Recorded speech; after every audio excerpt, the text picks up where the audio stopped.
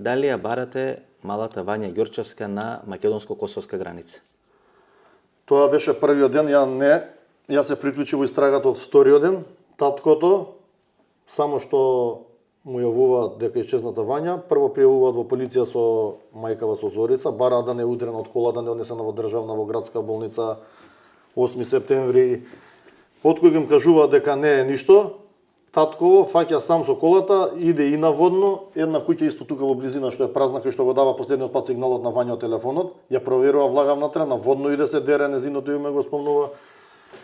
Па иде на Качанички пат, ама не вози по Качанички пат, туку стига точно до кај Палас, има гужва многу и кај Палас врти полукружно, се враќа назад, па иде Сарај, Ѓорче проверува, после некое време кога се враќа иде и во Рачиново. Се надевал дека ќе сретне во кола.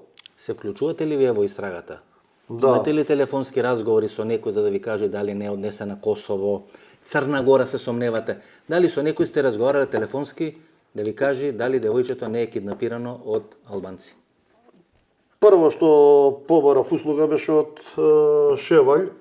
До душа не побарав услуга, туку човекот сам се јави и се понуди да помогне. Шевалј Муареми. Да. Што е сега во Дубај, Грчец. Да. Грчец. Преку наши пријатели дознал дека сме блиски со девојчево, се јави човекот, се понуди за помош, вика ќе го превртам, вика цело Скопје, тето го гостевар, вика ако е таму, вика ќе го најдем одма, вика ќе го вратиме безбедно.